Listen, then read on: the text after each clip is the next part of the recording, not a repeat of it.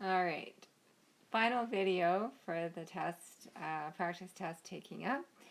Let's have a look at part C. You notice that part C is out of 10 marks. Part D is also out of 10 marks. So that makes the whole test out of 38, I think.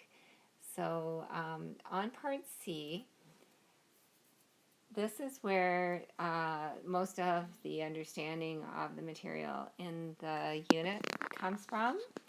So what we're looking for here is for you to show that you understand most of the different lessons that we learned, and so you need to show all of your steps to get full marks, all right? In the first question, this one's sort of like that other assessment activity that we did last week, where I've given you a solution and I want you to check it over and see where the mistake is. So in this solution right here, if you follow through the steps that I've done, we've got a rainbow here. We've got 4 multiplied into the bracket x minus 8. And if you follow that through, I don't know if you've already had a chance to do this or not. If you have, you probably noticed that right here is the mistake. If I have 4 and I'm multiplying into the x minus 8 bracket using the distributive law or the rainbow, then 4 times x is 4x, and 4 times negative 8 is negative 32. So that's the problem with the solution that appears on the test, is that should have been a negative. So when you go through all the steps properly here and solve this, that's what part B is. So in part A, you want to write that and explain that what happened is when we multiplied the 4 into the bracket, it should have been negative 32 and not positive 32. Then you're done part A. For part B, you start over. You're going to start by rewriting the equation,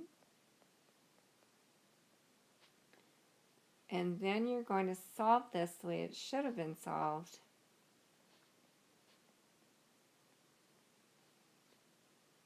Draw your wall, 4x, bring the other x over. On this side, we have the minus 4, and we're going to bring the 32 over and make it plus 32. So 4x minus x is 3x, and negative 4 plus 32, what's that, 28? Oh, that's a messy question. I don't think I meant for it to come out to 28. All right, so x equals 28, and we're going to divide by 3, and so we end up with x equals 28 over 3. I don't think putting that as a decimal is a good idea. I think you should either leave it as 28 over 3, or you could write it as a mixed fraction, which is 9 and 1/3. If you put it as a decimal, you're going to have to round it off because it's 0.33333 repeated, and that's not a good idea. It doesn't give our exact answer anymore.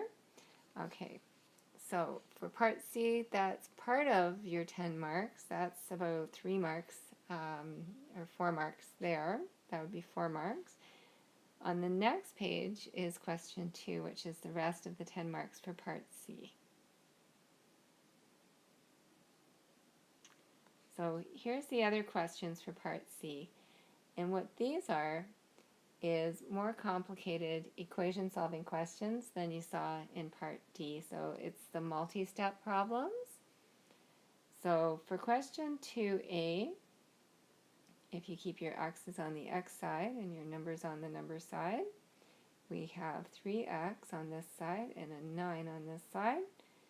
So if we have 3 times x on this side, then we want to have 9 divided by 3 on the other side. So x equals 3 is the final answer there.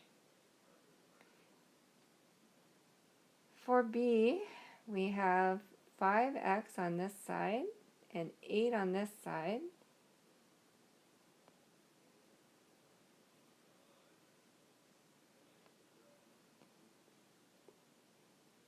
and we're going to move minus 2 from the left side over to the right side. So it's going to become plus 2 on this side, so we have 5x equals 10, x equals 10 divided by 5, so x equals 2.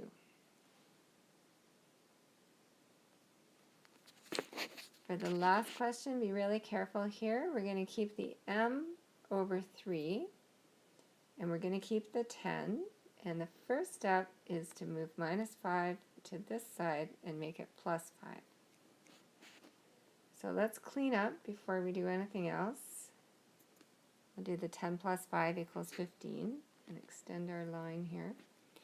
Now, this here says m divided by 3. So we want to keep m, but on the other side, instead of dividing, that 3 gets multiplied.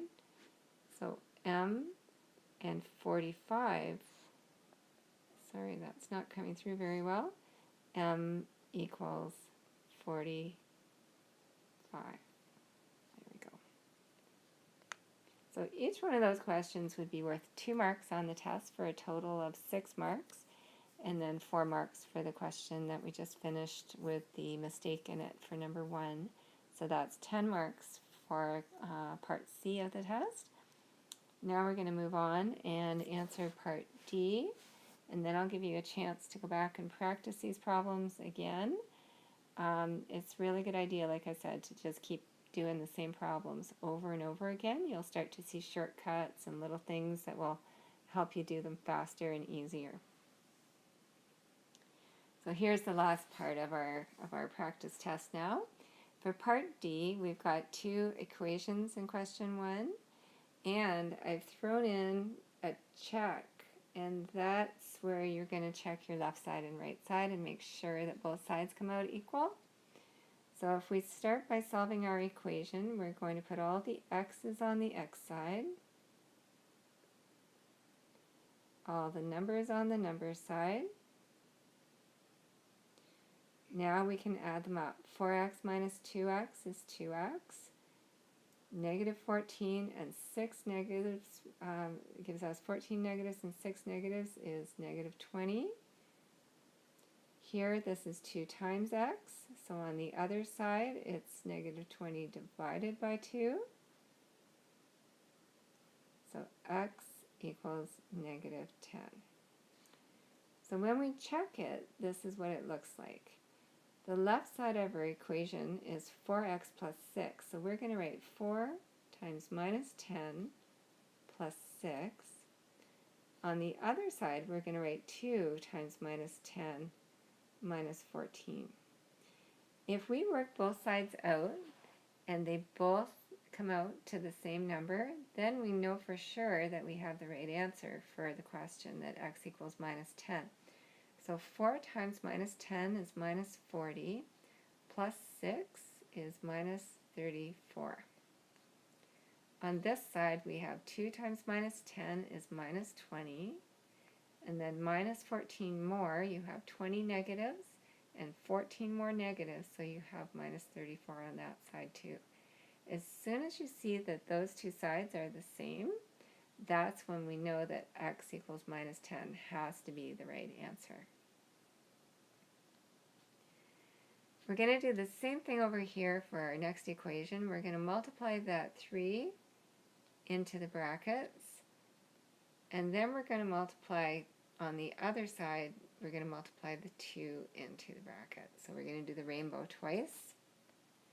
So what we end up with in the first side is 3x minus 9, and on the other side 2x plus 14.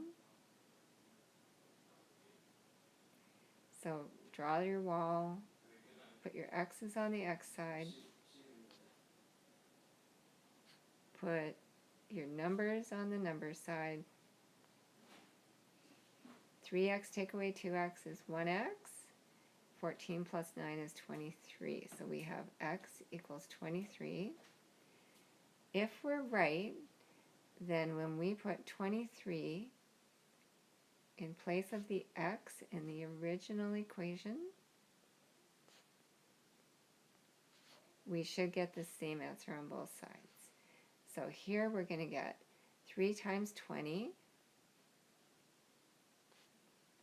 Here we're going to get 2 times 30. And we'll just finish off down here. I ran out of room. 60 equals 60. So we know that's right. So x equals 23 has to be the right answer. All right, so for the last 2 questions, number 2 and number 3, these are the questions that we did on Friday and Monday. This one here is from Friday, and this one here we did yesterday. Both of them are the same idea. In this case, we want to get y equals mx plus b when we're done. So if we keep the y on this side and the number on that side, then the only one that has to move to the other side is the 4x, and that's going to become minus 4x over here. Now I know that we didn't do any where we had to divide by a number in front of the y, and on the test there won't be a number in front of the y. That was my mistake when I made the practice test, and I forgot. This one is pretty easy to deal with the 2, because if it's 2 times y on the left side, then that means we divide everything by 2 on the right side. So it's going to be 6 divided by 2 and minus 4x divided by 2.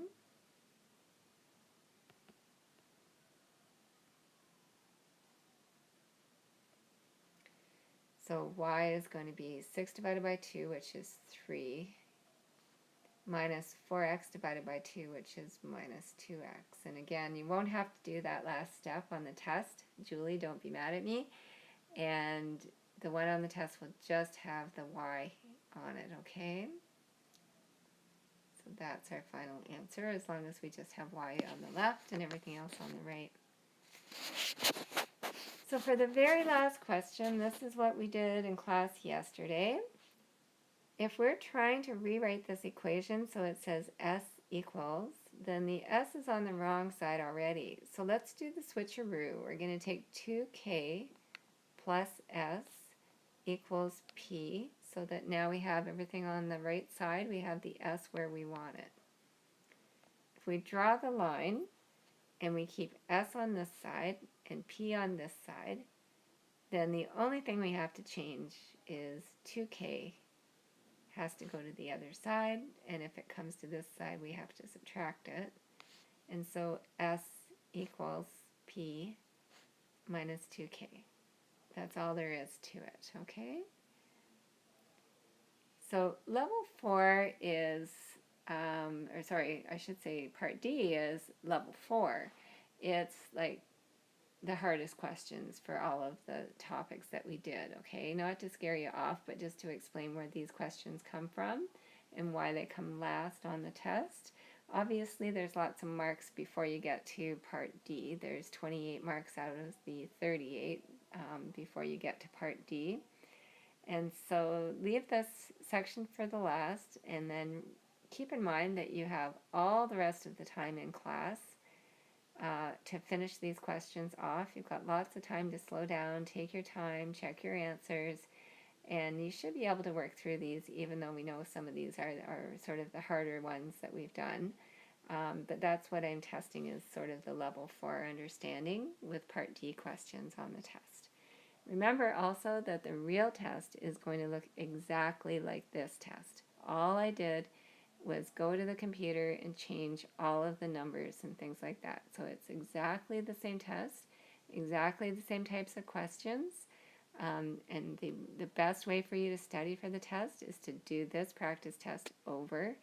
Even get a blank copy if you want one, and do it all over again. Make sure that you can do all the questions without having to stop and get help or look up how to do them. I'll be back tomorrow on Wednesday, and we'll have another review day. Please don't forget to bring your cell phones on Wednesday. You need them for the Kahoot. and we'll do some more review. And if you have any questions at all on your practice test, I can answer them for you then.